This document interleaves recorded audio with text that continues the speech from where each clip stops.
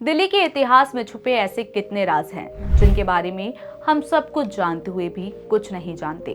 कुतुब मीनार के पश्चिम में करीब 8 किलोमीटर दूर मलकपुर गांव में एक मकबरा है। भारतीय लोग इसे सुल्तान गढ़ी के नाम से जानते हैं, जहां हर हफ्ते सैकड़ों श्रद्धालु पीर बाबा की दरगाह पर हाजिरी देने आते हैं। लेकिन क्या आप जानते हैं कि ये दरगाह असल में एक मकबरा था, और वो भी किसी आम इंसान का नहीं बल्कि दिल्ली सल्तनत के पहले शहजादे का। आज इस वीडियो में हम आपको सुल्तान गढ़ी की उस कहानी में ले चलेंगे जहां इतिहास, रहस्य और धर्म आपस में ऐसे उलझे कि सुलझाना मुश्किल है।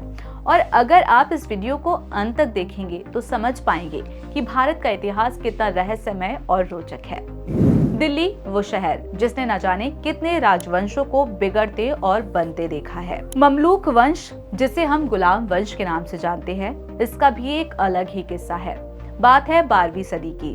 अफगानिस्तान से मोहम्मद गौरी ने भारत की तरफ रुख किया।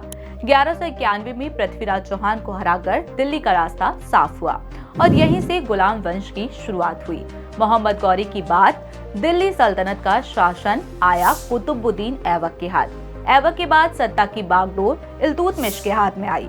इल्तुतमिश ने न केवल दिल्ली को राजधानी बनाया बल्कि सल्तनत को मजबूती दी, और यहीं से शुरू होती है सुल्तान गढ़ी की कहानी। इल्तुतमिश के बेटे नसरुद्दीन महमूद की बात करें तो वह सिर्फ एक शहजादा नहीं था, वह अवध और बंगाल का सूबेदार था और इल्तुतमिश का सबसे प्रिय पुत्र।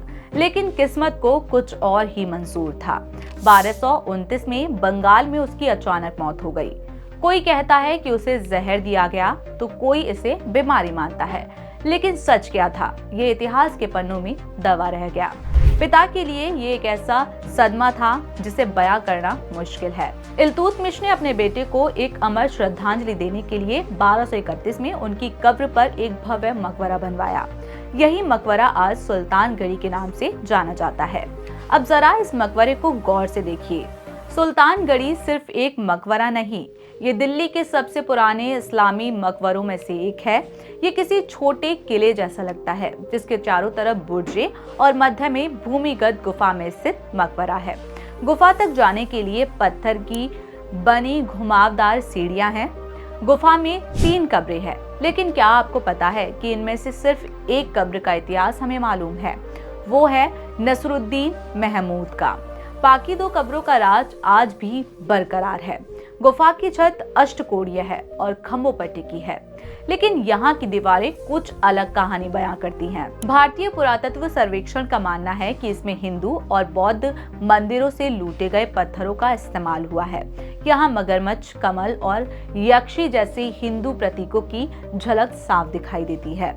अब सवाल ये उठता है कि शाही मकबरा दरगाह कैसे बन गया। इतिहास चुप है, लेकिन स्थानीय लोगों की माने तो यहाँ एक संत ने तपस्या की थी। धीरे धीरे ये मकबरा पीर बाबा की दरगाह बन गया, जहाँ आसपास के गांव सुल्तानपुर, रंगपुर, महिपालपुर से न केवल मुस्लिम बल्कि हिंदू भी श्रद्धा से आते हैं।